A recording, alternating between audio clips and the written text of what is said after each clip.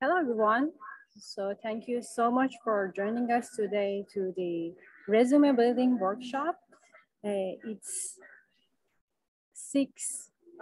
4 p.m. Pacific time.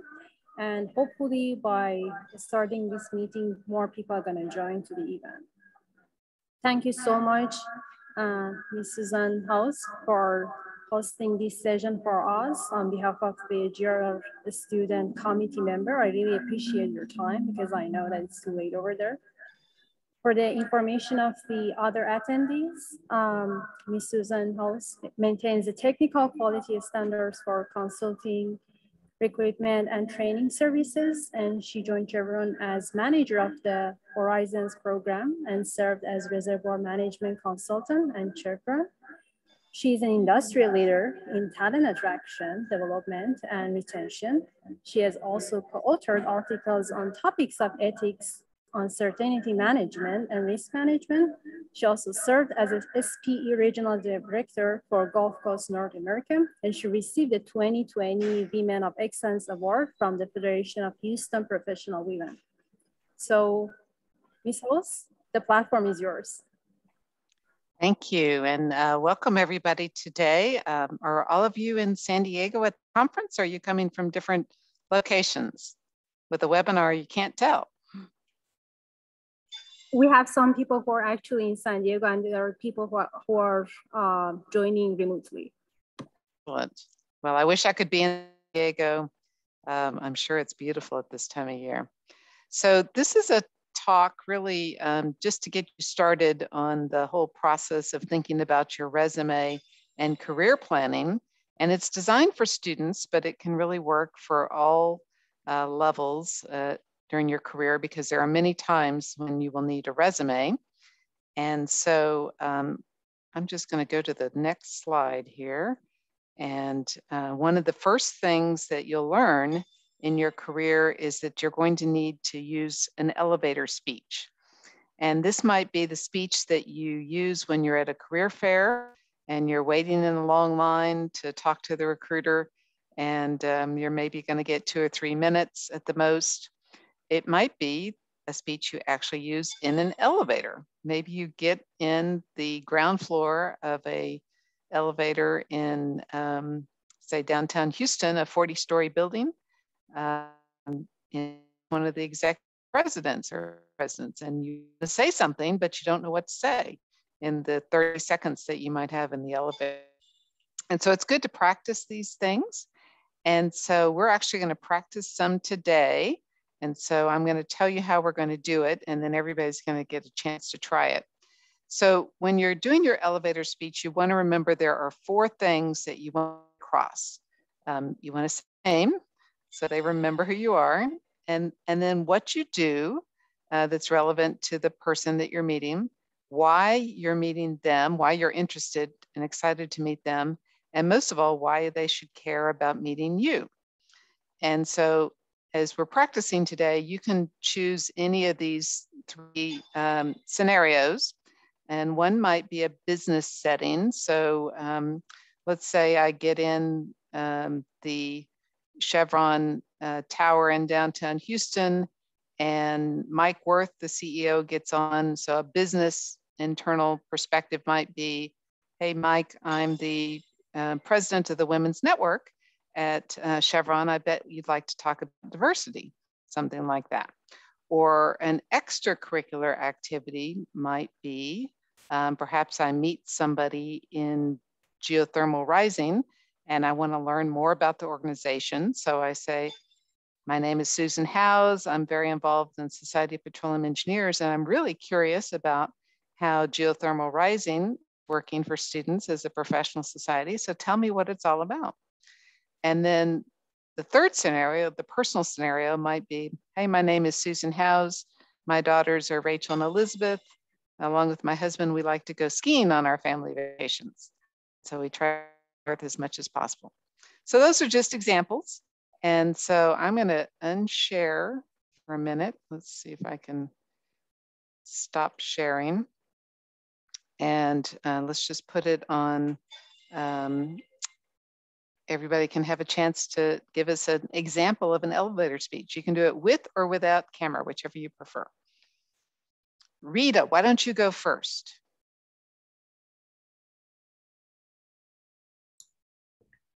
Hi, Susan. You're putting me on the spot.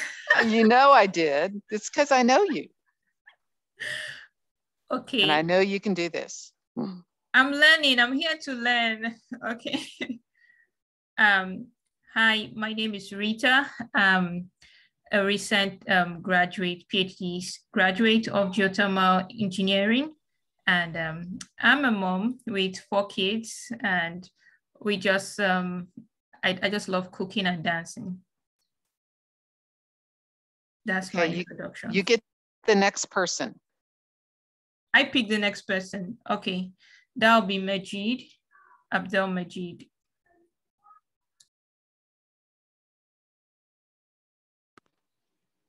Hi everyone. Hi Susan. That was like trying to figure out the connection here, so I wasn't following really. So can you just repeat the question again? Sure. Tell us who you are, what you do, why you want to meet us, and why we should want to meet you. It's your elevator speech. Okay, so my name is Majid Mohammed. I'm a PhD student at the University of Oklahoma. Doing my PhD in petroleum engineering, kind of doing my research in geothermal energy. I like sport, swimming to be exact. And yeah, I'm here to learn as well because I'm graduating probably next semester. So this would be very helpful for me, like preparing for my journey, looking for a job. Thank you. So you get to pick on the next person to do their elevator speech. Yeah, my old friend Chioma.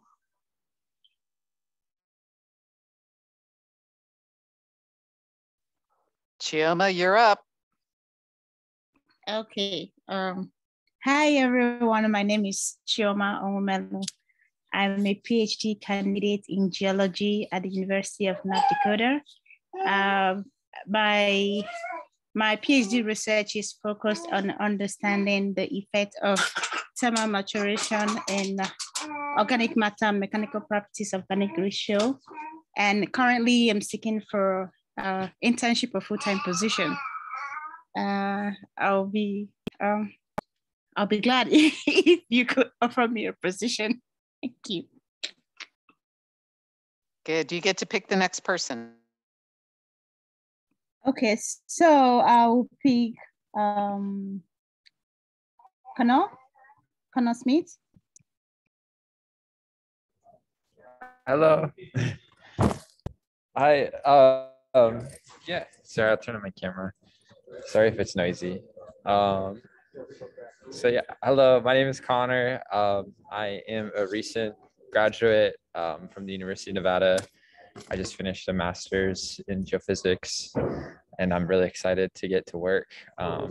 I did research doing geothermal exploration and machine learning modeling.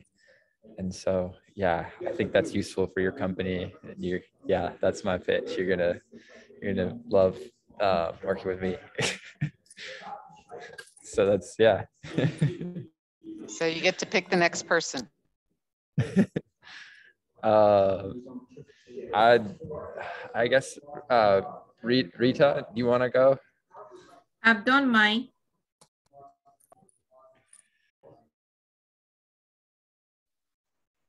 Oh, you've done yours. I'm sorry. Domenica. Sure, can you hear me?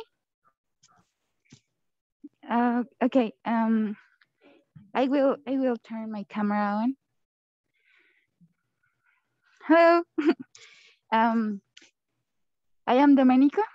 I am a master's student from Michigan Tech, and I am studying volcanoes. Specifically, I am studying CO2 flux in parts per million every second. So that coming from the magma through the soil. And I construct interpolation maps and see where are the preference permeability zones.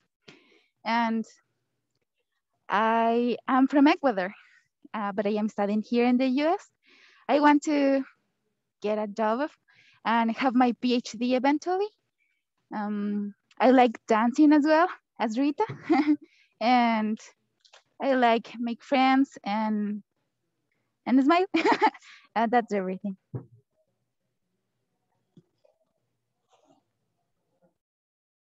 So you get to pick the next person. That's Mones. Okay, I guess that I'm the last person who's giving my speech. So I'm Muna Salamuti, and I'm a PhD student of geophysics at University of North Dakota. And I'm honored to be the current president of the Geothermal Rising Student Committee. I'm so much into doing the volunteership and volunteer activity because it's a really great experience. At the same time, I believe that it's really important. It doesn't matter if you want to continue being a student or if you want to apply for different jobs, but I guess that having a great resume has great impact on the people. So I joined today because I know it doesn't matter what I want to do in the future, but I need a resume for my future. Thank you. Okay, and is there one more person that has the Geothermal Rising Student Committee sign in? Is that you? Yes, it's all of us in San Diego. Okay, all right, very good. Okay, so I'll go back to my slides. So you guys did a great job with the elevator speech practice, and it's something that you will get to do throughout your career. And so certainly you want to practice it and remember 4 things: who you are, what you do, why you want to meet the person that's in the elevator, and most of all, why they should care about meeting you. And practice this every time you get a chance. So when you go to a career fair, these days, some of the schools are doing them virtually and some of them are doing them in person. But the idea is the same. You're to learn about the employers that are coming to your school. And so do your homework. Check out the list of employers who are coming in advance. We're already into October. So for some of you, you may have already had a career fair, or for others, it may be coming up in this month. But whatever, you may have a chance to do this again. So look at the companies that are coming and prioritize how your degree and your year, how far along you are in your undergraduate, your master's or PhD, how that matches up with what the companies are looking for. And if it's a situation where it's in person, you want to make sure that you can take notes with a pad and paper rather than a phone, because it just looks more like you're paying attention. And you always want to check out what your school's dress code is. I know I went to University of Texas many times to recruit, and the engineering dress code was pretty formal, I'll say. A lot of people dressed up, but the business school was even more formal. They would not let them in the career fair if they didn't have a full suit, matching pants and jackets, tie, the works. And so check it out before you go all the way down to the career fair and you don't get in because you're not in uniform. When it is in person, make sure you bring lots of copies of your resume, more than you think you would possibly need, because sometimes you're going to talk to people that you don't expect, and you want to be able to hand out your resumes at a career fair. Another thing that you can do is to create business cards. And there are many companies that can produce these for you very inexpensively. But the main thing is that you have something with your name, your phone number, your email address, and your LinkedIn address that you can hand out to people when you don't have a chance to hand out resumes. And so this might be at some of the networking events. It might not be appropriate to hand out your resume, but you might be able to hand out business cards. And so it's well worth the $10 that it costs on Vistaprint to get a bunch of business cards printed. And just the basics, don't make them too complicated, because you're really just trying to get the message across of how to contact you. And finally, if a recruiter a business card, they might give you one in return. And that's like gold to get the business cards of recruiters, because then you can send them a follow-up email or a note of some sort thanking them for their time. And so try to collect those business cards of recruiters wherever you get a chance. Does anybody have any questions about career fairs?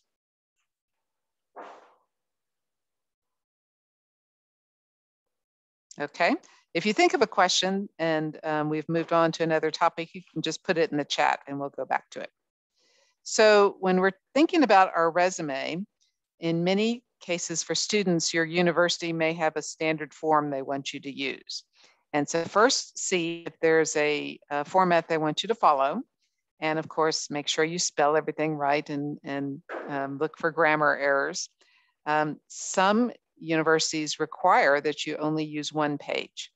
But for many graduate students, that's nearly impossible because you have other things you need to put that won't fit on one page. So if your resume is 2 pages, make sure your name and your contact information is on both pages just in case they get separated.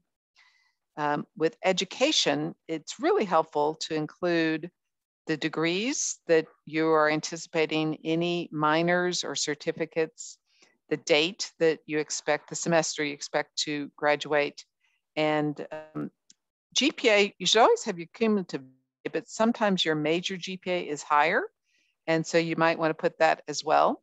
Sometimes your last semester GPA is higher if you had kind of a rough start to begin with, but you got better. So then you want to put that as well, last semester GPA. And if you're a grad student, you sure want to mention your thesis or dissertation, not only the title of it, but perhaps the professor who is your advisor, because that might open some doors. Some of you are working with some famous professors, and that might be worth sharing. So of course, your resume should include work experience. Sometimes early in your career, you don't have any real relevant industry work experience, but look for any type of part-time job that you may have had that's relevant, that shows that you're solving problems, that you're interested in the industry, something that shows that you can work with adults. And so that even if it's a volunteer position, it's better than not having any type of work experience. Those of you who are involved in organizations like Geothermal Rising, it's great to have those officer positions and committee chair positions. That indicates leadership. And I can tell you, I led the recruiting team for Chevron for several years at University of Texas for petroleum engineers. And leadership was a key part of our rubric. We were always looking for student leaders. We were also looking for any accomplishments. So these might be scholarships you've received or awards that you've won, any sort of accolades that you could list. Interestingly enough, in addition to leadership, we were also looking for teamwork. So we didn't want to have all leaders and no followers. We wanted to have some people who could work well with each other. And so there may be some projects that you worked on with other students. Maybe you've done some mentoring for the lower level students. Anything that shows that you work well with others, that's a good thing to include. And then finally, I think for anyone in STEM careers, you want to show that you can solve technical problems. And so in many cases, your internships provide really good examples of these. But if you don't have internships, look for other examples. Maybe it's working in a lab, or maybe it's some of your research showing that you've been able to show solve technical problems. Does anybody have any questions about resumes?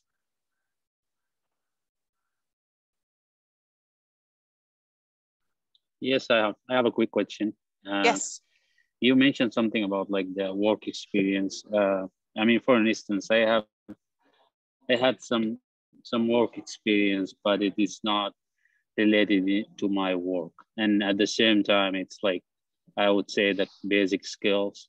I was like working in media production, you know, it can be somehow related, but like for such positions, should I mention them in my resume if I'm applying, let's say, for position as engineer? I think it depends on what else you have to show. So in many cases, when we start with undergraduate students, the freshmen and sophomore, they don't have internships. And so then we're going to kind of reach for anything that we can put on their resume that shows that they have some technical problem solving ability. But then as they get further along in their academic career, then they start to have better things to list. And so we would drop some of those things off. I'm going to show you an example on the next slide that may help address this question. So this is a fictional resume for Jane Engineer. And Jane is at a college that's named College.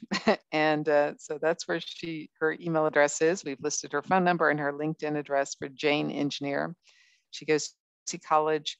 We've listed her degree is mechanical engineering. She also has a minor in economics, GPA overall 3.5, but her major GPA is 4.0. So we listed that.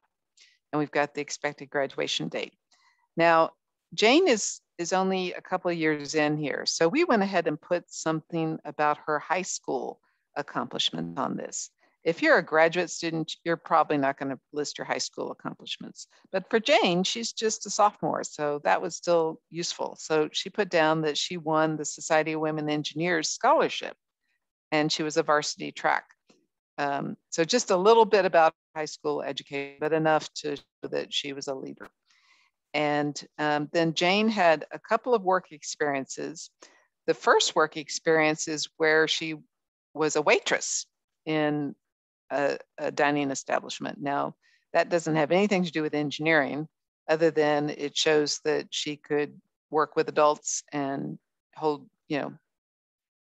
deal with people that may have complaints or other problems. So she went ahead and left that on her resume. The second work experience she was a marketing intern. Again, that's not an engineering job, but we tried to put her description of her responsibilities to show that she was using some sort of an engineering problem-solving approach to deal with the task that she was given. And you'll notice when we listed this, we actually put 2 bullets on that because it's a little more important than the waitress job. And we tried to include some numbers that she reduced the incorrect shipments by 25%. She identified unnecessary costs, 10%. So, those were helpful things to show what her responsibilities were, even as a sophomore. And then we have a couple of accomplishments in her extracurricular activities. She was a vice president of Water for the World.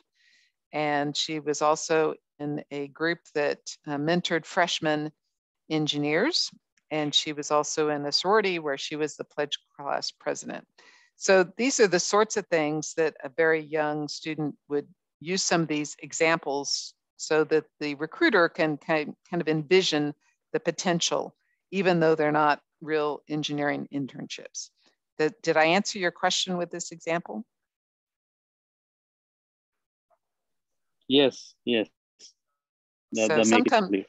Sometimes you're stretching it a little bit to fit what it is you're trying to show. But as you get farther along in your academic career, hopefully the internships are more relevant to the job that you're actually trying to get. Any other questions about resumes? Yes, I do have one question. Yes. So if I have a dream job, it's okay to accommodate my resume for fulfill the skills they are wanting from a person. I mean, like, I have to build a resume specifically for a job that I want to apply. Am I being clear? So yes. So many cases, you don't have all the skills that are listed on the job description for the job you're applying for. So it seems like it's a stretch. But I think in some cases, you need to think about what you have that matches with what's in the job description. So I don't recommend that you actually write a different resume for every interview or every job description, because that will drive you crazy. But what I do suggest is that you try to use a system of writing a cover letter to go with your resume, and use your cover letter to point out to the recruiter how your skills match what's in the job description. Maybe it's not a perfect match, but maybe you can pick 2 or 3 things out of the job description that you could do and tell them why you could do that. Did I answer your question? Yeah, but in the same sense, there is these letters. I don't remember, face letters, cover letters. Cover letters, yes. And how similar or how different a cover letter and a resume have to be? They have to be similar, or like, because sometimes I get confused. What should I put in my resume and what should I put in the cover letter? Well, I think your resume can stay the same. You don't need to change your resume for every company you apply for. But the cover letter should say, Chevron, I want to go work for you because I understand you're one of the biggest operators of geothermal in the world. And I've really always admired your company because of that. I mean, you need to say something about what motivates you to go work for that company.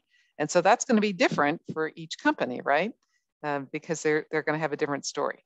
So the cover letter is what allows you to customize it and tell a little bit why you're motivated to apply for their company. Okay, then cover letter different, resume one. Right, exactly. I got it. Thank you so much. You're welcome. Any other questions about resumes?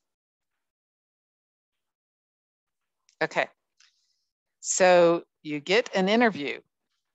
That's exciting. So make sure that when you're doing recruiting through your school, there may be some sort of a system that they use to tell you when you can apply for interviews and how you can schedule interviews. So make sure you understand what that system is.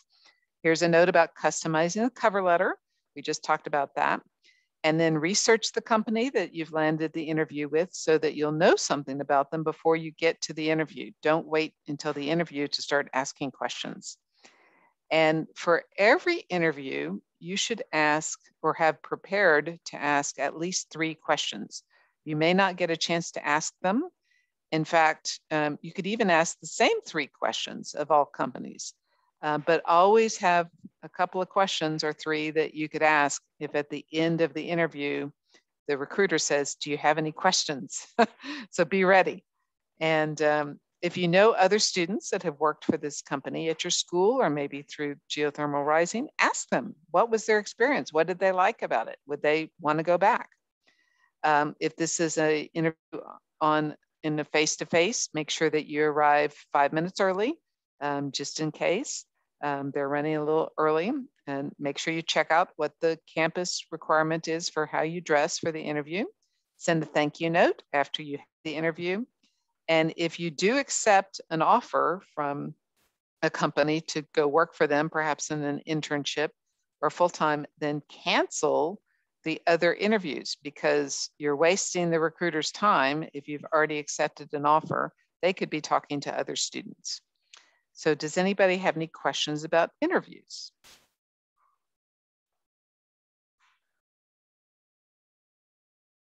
So what are some good examples of questions that you would ask at the end of an interview?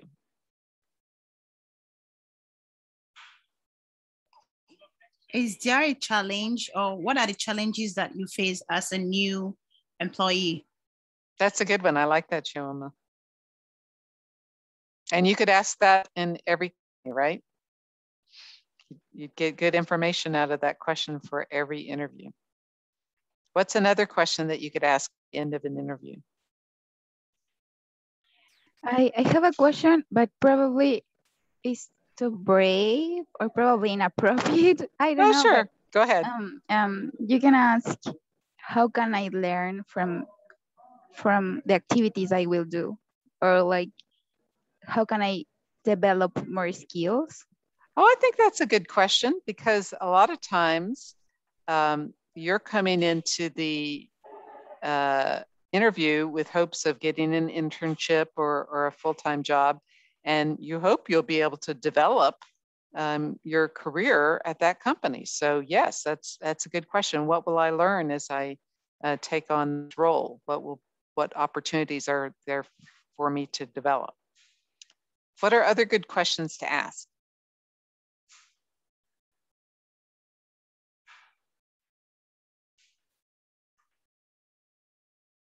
One question I like is if you ask the recruiter why they went to work for the company, and you might get an interesting response. So that's always a good question to ask. Has anybody done any recruiting? Do we have anybody on the phone that has experience with asking the questions, being the recruiter? I have experience, but I was interviewed, you know. Okay. And yeah, and at the end of the interview, they did not ask me for if I have questions. So I just didn't get jumped a chance in and asked them, yeah, immediately. So what questions did you ask? It was research in the university. So my question was how my research is gonna, like, will I be like flexible doing my own research in my own time, or is it gonna be something that I should stick to the projects that I'm part of? Okay, so that's interesting. Yeah. Great. So Susan, I've yes. been on the other side yes. of recruitment. I've been on both sides anyway. Yes. Yes. So I've interviewed a couple of candidates before we finally took them. So I don't know what you were asking. You wanted to know what were good questions from the interviewees, or? Yeah, from the interviewee. If you're the student and you've prepared for your interview, you're going to learn about the company, what questions do you have ready to ask for what questions does the student ask the interviewer to learn more about the company? So some good ones I heard were like to, talk about the career progression, like what do you put in place to, help people grow technically and professionally? So I've had people ask that kind of question. I've also had people ask questions related to, if the, how they perceive diversity, if the company is a company that supports diversity of, for women especially, what would they do? Especially like, in Schlumberger, they work in the field. How do they support women who are married, who get pregnant, that are assigned to the field? Things like that. So I've had those kind of questions. Great. Those are good questions to ask. And I think, a lot of times you're trying to learn about the culture of a company, about their mission in a very short period of time. And so you have to be very deliberate if you're the student, because you may not even get to ask a question. You're going to have to squeeze it in at the end of the interview. Any other questions about interviews? Okay, I have another trick to teach you.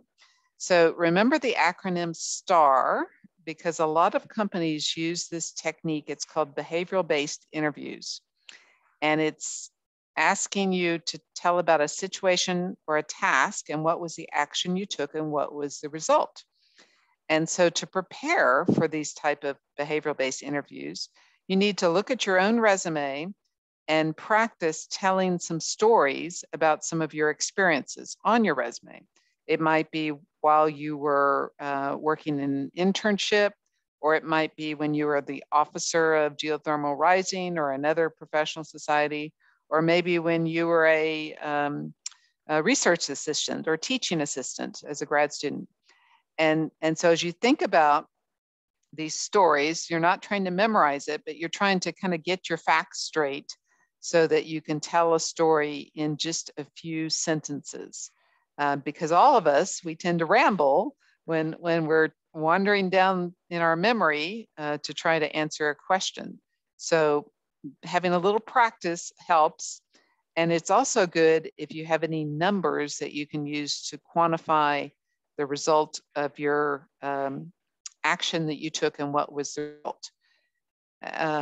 And so your stories may be about work that you did while in a team, but make sure that you take credit for the part where you were responsible. Many times we fall back on talking about we, but in this case, for an interview, the recruiter wants to know about you and what you did. And so don't exaggerate, but don't try to say it was all a team effort. If you had a certain responsibility for the team, make sure you take credit for it. And so an example might be, if I were the recruiter, I might say, tell me about a time when you were working on a team project and you had a disagreement among the team members.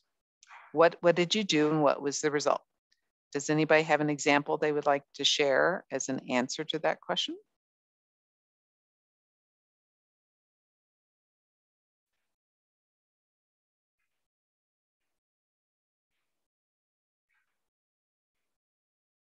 No examples? Looks like we don't disagree. Okay, well, let me give you another question then. So tell me about a time when you had to solve a technical challenge and you didn't have all the resources that you needed to solve the problem.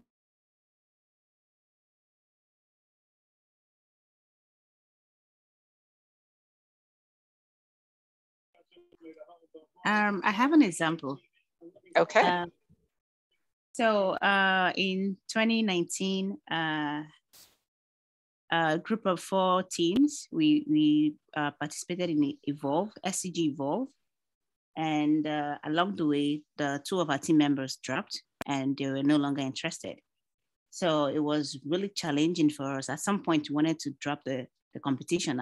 It's not a competition, but it's more like an internship. We wanted to drop everything at the same time, but I mean, if we started something, we had to put in more time and try to see if we can complete the project. So, but it was really challenging and we needed help. We needed like human resources. So, but at that point, it was really difficult for us to get someone else on the team. So it's one of the examples that I usually use if I'm asked this type of question. What was the action that you took and what was the result? So the action was putting in more time commitment. The earlier plan was to put in at least 20 hours a week, but we ended up putting at least 40 hours every week to get the project complete. And what was the result? The result is that completed project, and with the SCG Evolve professionals celebrated our results, and we were able to come up with good prospects, and the evaluation was perfect. Good. Okay, so I had to pull it out of her, but she got to some numbers. She told me they had to double the amount of time spent on the project, and they got to a perfect score. So these are things that you can do. You can practice these stories that you can tell about your own experience and think about how they might be used to respond to a question. Does that make sense? And just remember STAR, situation, task, action, result. Okay, so let's see if I can get my slide to advance here. So social media can really be helpful in your job search, particularly with LinkedIn, because you can use it to learn about the companies that you are trying to interview with, and perhaps even some of the people that might be working there that you might encounter in a recruiting process. So make sure that you have a LinkedIn profile and keep it up to date. Put any accomplishments of any school projects that you've done, any articles, papers that you've written. Of course, your research should be listed. You can get friends and colleagues to write recommendations for you. So use LinkedIn to follow target companies. And these days, you'll find that many companies are using all sorts of social media. They're using LinkedIn, they're using Twitter, they're using Instagram, they're using Facebook. And so use social media to follow these companies for their announcements, because then you'll know what they're thinking. And so you can use that information to show that you've been paying attention to the company. And of course, you can post on your own social media to show that you're interested in geothermal, as well as other types of industry topics. Does anybody have any questions about social media?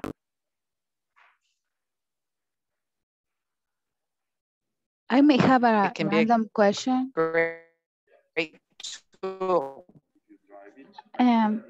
Were you able to hear me? Yes. Okay, my question is. Please repeat the question. Okay, I hope you're hearing me well. Sorry, I didn't hear that. Could you repeat the question? Sure. Or better I type the question. Breaking up a little bit.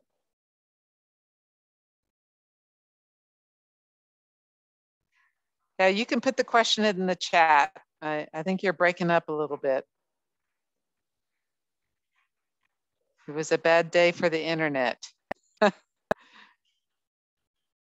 think at one point, she's going to type her question. At one point, Facebook was down today and Instagram. So I think the internet is crawling in some parts of the world. So does anybody question while we'll wait for her to put her question in the chat? So I think her question is related to in LinkedIn to connect with someone. And that's a good question because a lot of times as you're connecting to someone, she's asking, should she write a note? I would always suggest that you write a note if you're connecting with someone that you haven't. When I was the lead recruiter for Chevron, I was not accepting connections from students at the university where I was recruited because I didn't want to have favoritism. And so, you could have sent me a invitation if you were a UT petroleum engineering student and I wouldn't have accepted it. But now I'm not in that position, so I probably would. But it always helps to write a note and say, hey, I really admire what you're doing in this area. Or I've noticed your profile has this interesting thing that we have in common.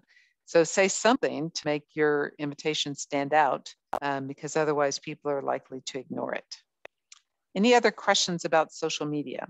And again, you can always follow people. You can follow them in LinkedIn or in other social media without getting their permission to connect.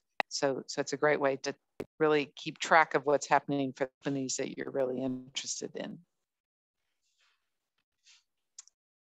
Any other questions about social media? Okay. So when you're thinking about, you can do this in a number of ways, and I could do a whole workshop on this, but just think about who do you know in various companies and how you're connected to them. Maybe it's family members, maybe you have school friends, or maybe friends from your church or synagogue, but figure out how you can get connected to people who could introduce you to companies. So that's a great way to strengthen your chances of getting an interview. In many cases, particularly when I was recruiting for Chevron, sometimes our team might be allowed to select 50 students to interview and we'd have 500 resumes. So we had to have some rationale as to how we select the students that we would interview. And it wasn't just GPA. We chose the students that we knew or we had some reason to think that they would be a good candidate. So use your network to help get connected to people in companies that you're interested in. Also use organizations like Geothermal Rising. There's all sorts of events that you can go to. There's a conference this week in San Diego.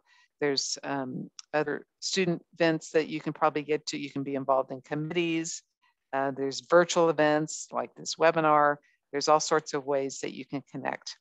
And sometimes we find it easier to make a connection when it's face-to-face, but these days with the COVID lockdown, we've all gotten better at working across video connections. So just make sure you're very deliberate about making a connection with someone so that they'll remember you in the future. And make sure that you try to create that engagement. So I think We're nearing the end of this little slide deck, so make sure you use all of these tools for social media to stay connected. And in many ways, you can find things that you have in common. It's always good to have a shared purpose. And so if it's something that a society like in some reason that you have to connect to someone, that's a great way to really reach out across across the world to people that you might want to get to know. So I think that's the end of my talk. Does anybody have any other final questions?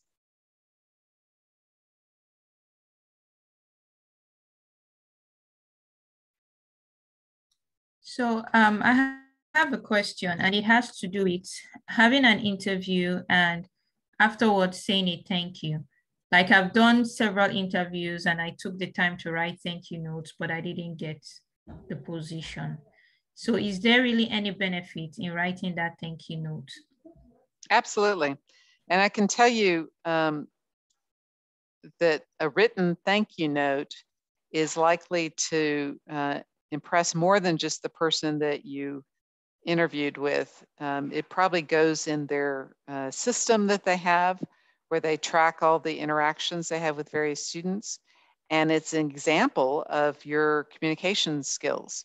And so a well-written thank you note is even better than sometimes an interview, because it's a good indication of how much you enjoyed the interview and what you learned about the company. And it's very competitive to get jobs these days. So, you know, just because you didn't get a job with a company the first time you interviewed with them, I wouldn't give up. Stay in touch with those people that you interviewed with, and you know, who knows, down the road, they may be looking for somebody just like you, and they'll think about you and come reach out to you. So I would say it's always a good plan to write a thank you note for an interview. All right, thank you. Any other questions?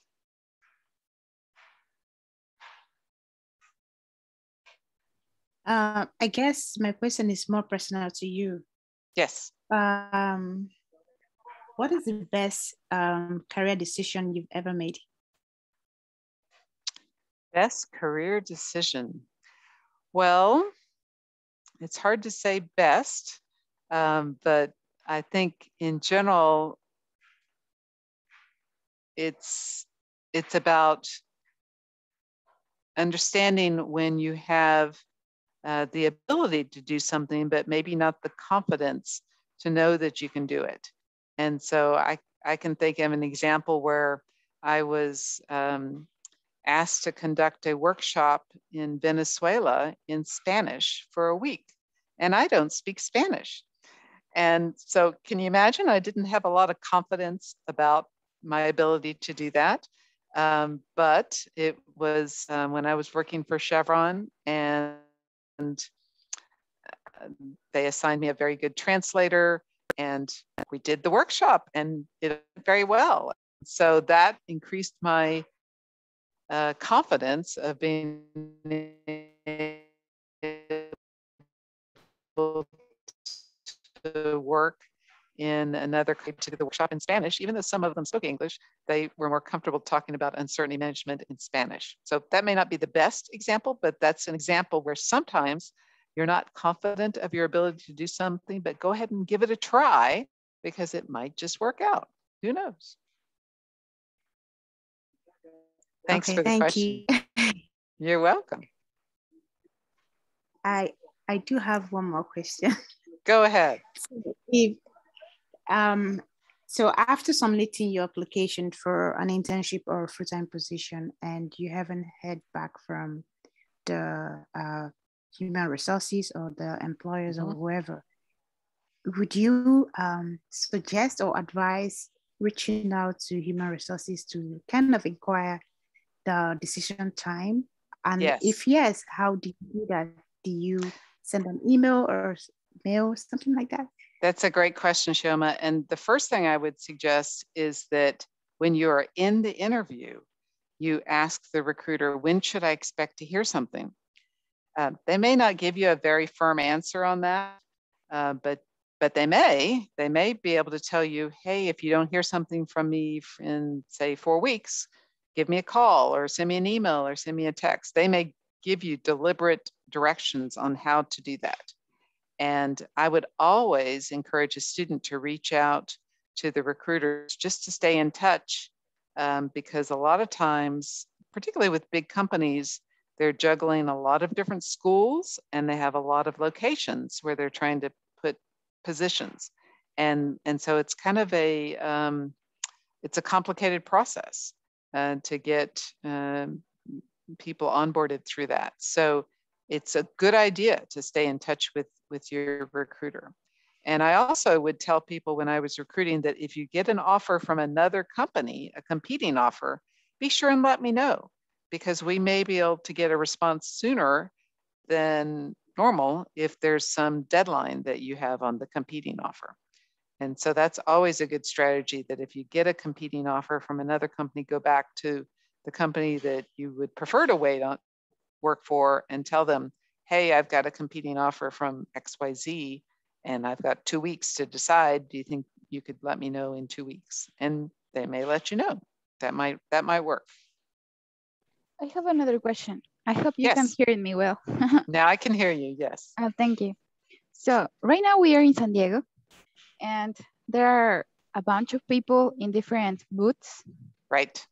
And how can we break the ice? Because if there is some company that it's really interesting for us, how we can approach to them? Like, what will be the first question to ask? Like, please talk to you, like talk to me about you. I don't know. How do you start? It's kind of weird. Yes. Yeah. So this is a perfect example of when it would be nice to have business cards, because then you could go up to a person and say, here's my business card. I'm a student and I'm looking for internships or whatever. But you could start out with leaving them a business card. And sometimes it's hard to hand someone a resume when they say, well, I'm not hiring, it's not my job. Because a lot of times when companies come to conferences like the one that you're at, not be there to deliberately recruit students. But that be as it may, I would suggest that you go up to the booths and ask them what are some of the technical problems that they're working on. And people love to talk about what they're working on. And so that's a good question to start with. What are some of the technical problems your company is trying to solve right now? And you'll learn something about the company, and it's a good way to start a conversation. This is really helpful. Thank you so much. You're welcome. Any other questions? Well, I think we're nearing the end of our hour. So do you want to make any closing comments for us? Can you hear?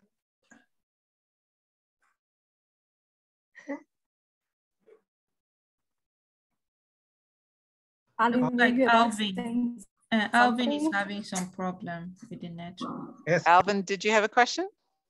Yeah. Yes. Can you hear me? Yes.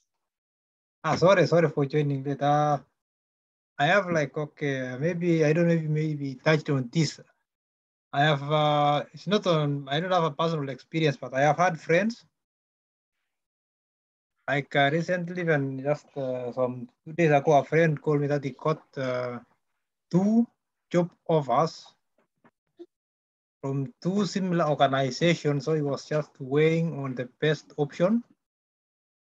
So how do you reply politely to reject one of the offers so that maybe in future you might come back the same position?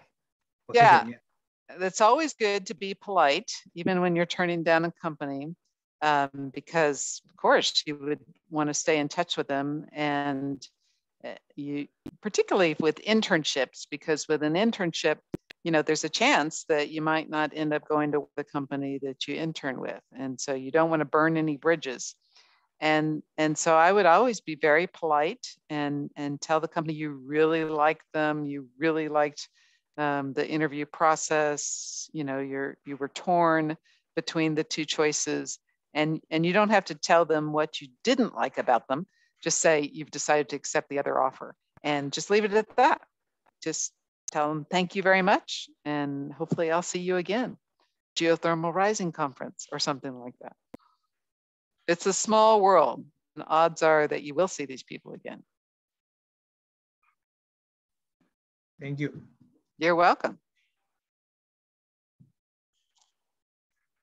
Okay, closing comments.